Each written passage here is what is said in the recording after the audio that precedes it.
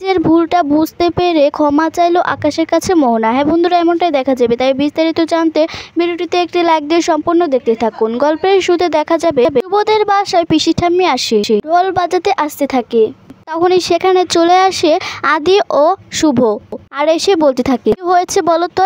এরপর দেখা যাবে সে পিসি ঠাম্মিকে দেখে সকলেই তো অনেকটা খুশি হয়ে যায়। সবাই সেখানে চলে আসে। ওদিকে এলাকার লোক সবাইকে নিয়ন্ত্রণ বলে বাড়িতে নিয়ে আসে পিসি ঠাম্মা। তো কেশবকে দেখে পিসি ঠাম্মা খুব খুশি, বলে কি বাবাকে পেয়ে খুব খুশি তাই না।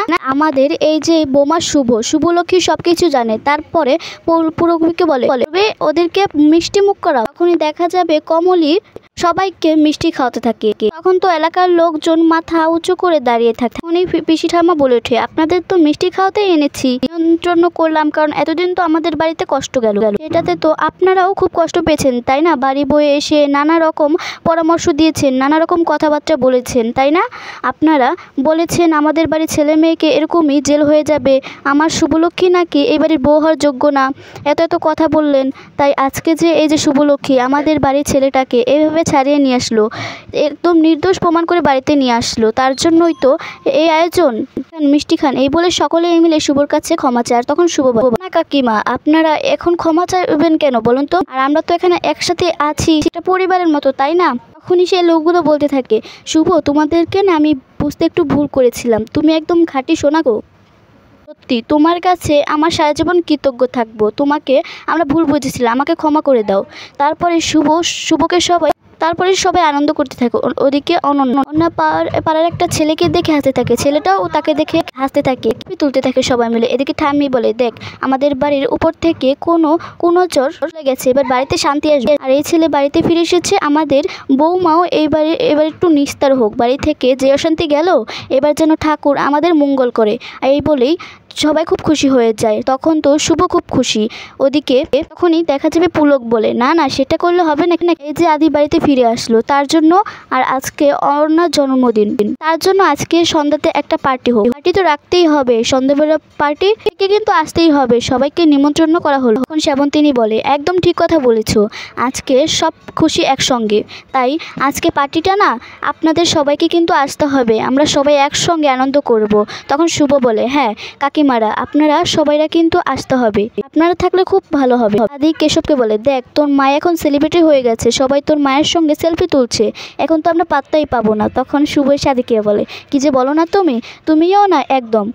তারপর দেখা যাবে ঠাম্মি বলে, দেখো তুমি ঠাকুর আর কারো যেন নজর না লাগে। দেখা যাবে যে জেলের একজন কয়েদি থেকে পালিয়েছে, তখন পুলিশ তাকে দৌড়াতে থাকে ধরার জন্য। এদিকে দেখা যাবে অয়না আর পার্টির জন্য সবাই মিলে সাজাতে থাকে, সবাই খুব আনন্দ করে। ওদিকে ঠাম্মি বলে, কতদিন পরে বাড়িতে একটু আনন্দ ফিরে এসেছে, শোনো বড় বৌমা, কিন্তু তোমাকেও রান্না করে থাকতে হবে, তাহলে কি থেকে কি করে ফেলবে ওটা কিন্তু ঠিক নেই। তখনই পূর্বী বলে, মানে এই রান্না আমারও ছিল। তখন ঠাম্মি বলে, সবাই খেতে পারবে তো। তখনই শ্রাবন্তিনী বলে, না খেতে পারবে চল, বলে তারা আনন্দ করতে করতে ভিতরে চলে যায়। দেখা যাবে পাড়ার সবাই চলে যেতে লাগলো। পুলক বলে, এ কি তোমরা সবাই চলে গেলে কি করে হবে। আর তখনই ভৌমিক বলে ওঠে, না ওরা পালিয়ে যাচ্ছে, সন্ধ্যাবেলা পার্টি মানজা তো দিতেই হবে। তখন সবাই মিলে চলে যায় সেখান থেকে। এদিকে রূপস আর অরণ্যা কথা বলছে। সেই পাড়ার ছেলেটা অরণ্যার কাছে এসে উইশ করে, যা শুনে খুশি হয়ে যায় অয়না। তারপর দেখা যাবে একটা ফুলের বুকে আসে, যা দেখে অয়না তাড়াতাড়ি গিয়ে ফুলের বুকেটা হাতে নেয়, আর মনে মনে কি কেউ বার্থডে গিফট পাঠালো। আর তখন দেখা যাবে সবাইকে গিয়ে খুশি হয়ে বলে, দেখো আমার জন্য আজকে একটা ফুলের বুকে এসেছে। আর তখন শ্রাবন্তিনী বলে, সুন্দর, দেখি কে পাঠিয়েছে। কার্ডটা খুলে পড়তে অবাক হয়ে যায়, সেখানে লেখা ছিল, আয়ান তুমি বাড়ি ফিরে এসেছো, তুমি আমার সাথে আবার এক হতে পারো, কিন্তু তুমি তো সবার কাছে আজীর, তাই নতুন জীবনে আমি শুভ কামনা করছি, যে বাড়িতে ফিরে এসেছো সেটাই অনেক। তখন আমি খুব খুশি হয়েছি। মোহনার এই কথা শুনে তখন রঞ্জিনী বলে, মোহনা তো দেখছে আমাদের আদির পিছুই ছাড়ছে না, কি শুরু করেছে বলে তো। আর তখন শুভ মন খারাপ। তখনই এদিকে শ্রাবন্তিনী বলে, থাক এসব নিয়ে ভাবতে হবে না। ওদিকে আকাশ সেন বাড়িতে আসে, আর তখনই কিছু একটা পড়ার শব্দ শুনে আকাশ ছুটে যায়। ছুটে গিয়ে তখন দেখে মোহনা থালা নিচে পড়ে গেছে, সেটা ওঠাচ্ছে। তখনই আকাশ বলেছে, কি হয়েছে মা, কি হয়েছে মোহনা। আর তখনই আকাশের মা বলে, না রে আকাশ কিছু হয়নি, আসলে মোহনা না আমাকে খাবারটা দিতে গেলে হাতটা থেকে খাবারটা পড়ে গেছে, ও না কিচ্ছু করেনি, বিশ্বাস কর খুব ভালো হয়ে গেছে। আর সকাল থেকে না রান্না বান্না ও করছে। মোহনা এসে আকাশের সামনে বলে, হ্যাঁ রে দাদা, আমি নিজের ভুলটা বুঝতে পেরেছি। নিজের লোকদের সঙ্গে যে অন্যায়টা করেছি, যে অত্যাচারটা করেছি, সেটার জন্য তুই আমাকে ক্ষমা করে দে দাদা। আমি অনেক বড় ভুল করেছি। আমি নিজের ভুলটা বুঝতে পেরেছি। আমি যেটা চাই সেটা তো সম্ভব নয়, তাই আমি নতুন করে সবটা আবার তৈরি করব। তাই হাত জোর করে বলছি দাদা, তুই আমাকে ক্ষমা করে দে। আমি ভুল করেছি। আমার মাকে আমি ইনজেকশন দিয়েছি, আমার মায়ের উপর খারাপ ব্যবহার করেছি, আমি ভুল করেছি। আমি পাগল হয়ে গেছিলাম, যেদের কারণে তোদেরকে অনেক কষ্ট দিয়েছি আমি। তার জন্যই তো নিজের ভুলটা আমি বুঝতে পেরেছি। এখন থেকে আমি কোনো রকম ভুল করব না, বিশ্বাস কর। তোরা যা বলবি আমি তাই শুনবো। তখনই মোহনার মাকে গিয়ে বলে, মা তুমি কষ্ট পাওনি তো? মা, তোমাকে আমি অনেক কষ্ট দিয়েছি, মা তুমি আমাকে ক্ষমা করে দাও। আর এদিকে আকাশ চুপ করে দাঁড়িয়ে থাকে, মোহনার কাণ্ড দেখতে থাকে। আর তখন মোহনার মা বলে, না রে মোহনা, তুই তোর বুঝতে পেরেছিস সেটাই অনেক। আর তখন দেখা যাবে মোহনা বলছে, হ্যাঁ মা, তোমরা যা বলবে আমি তাই শুনবো, আমি সব কথা শুনবো তোমাদের। আর তখন মোহনার মা বলে, এখন তো আমার কথা শুনেছি, এদিক তো আকাশ পাশে নাকি মন্দির আছে, খুব এখানে আমি পুজো দিতে যাব, তুই আমার সঙ্গে যাবি? তখন মোহনা বলে, ওই যে বললাম তুমি যাই বলবে তাই শুনবো, তোমার আমি সব শুনবো। দেখা যাবে মোহনা আকাশের কাছে এসে বলে, কিরে দাদা, তুই আমাকে বিশ্বাস করতে পারছিস? দেখ তুই, আমি ভালো হয়ে গেছি, আমার ভুলটা আমি বুঝতে পেরেছি বলে আকাশকে গিয়ে জড়িয়ে ধরে। আর তখনই আকাশ মনে মনে, সত্যি কি মোহনা ভালো হতে পারে? কালকেও তো সবটা ঠিক ছিল, দিনের মধ্যে কি করে পরিবর্তন হলো? তার মানে নিশ্চয় এখানে কোনো কারণ আছে। এদিকে দেখা যাবে ঠাকুর ঘরে ঠামি পুজো দিয়ে অয়না আর আদির মাথায় ফুল ছোঁয়ায়। আর তখন অয়না বলে, সবাইকে ছোঁয়াতে হবে তো? তখন শুভর মন খারাপ দেখে তখন ঠামি বলে, আমি জানি শুভ, তুই কেন কি ভাবছিস, তুই না সব কিছু ভুলে যা, এখন তোর সব কিছু ঠিক হয়ে গেছে। আদির মা চলে এসেছে, আদিও চলে এসেছে। উনি শ্রাবন্তিনী বলে ওঠে, হ্যাঁ রে শুভ, তুই না এখন কিছু মনে রাখিস।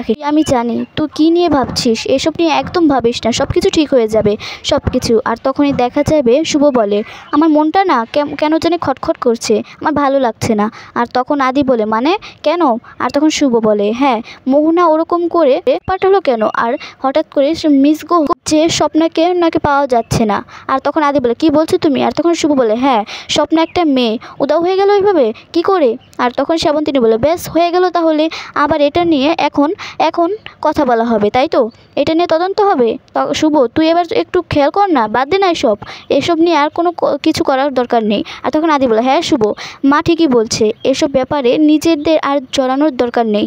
এবার আমাদের সংসার, বিজনেস কিছু আবারও নতুন করে ভাববো, এসব কথা ভাববো না। উনি দেখা যাবে শ্রাবন্তিনী বলে, শুভ আজকে তো একটা খুশির দিন, চেষ্টায় এত বড় একটা আনন্দ ফিরে এসেছে, এবার তো মনটা ভালো হবে দেখ। আর তখন দেখা যাবে ময়না বলে, হ্যাঁ বৌদি ভাই। আর তখন অনেক দেখা যাবে মোহনার মা মোহনাকে নিয়ে যায়। তখন মোহনাকে বলে, মোহনা আয়, এই বলে সেখান থেকে মোহনার মা চলে গেলে এদিকে দেখা যাবে তখন মোহনা মনে মনে বলে, আমাকেই তো যেতেই হতো মা, আমাকে তো এখানে আসতে হতো, কিন্তু নতুন করে লড়াই শুরু, তার জন্য তো আমি ঠাকুরের কাছে আসলাম। শুধু ঠাকুর আমার হাতে, নিজের হাতে একটা অস্ত্র তুলে দিলেই হয়। ঠাকুর তুমি আমার পাশে থাকবে তো? বন্ধুরা, আজকের আপডেটটি কেমন লাগলো অবশ্যই কমেন্টস করে জানাতে ভুলবে না। ধন্যবাদ।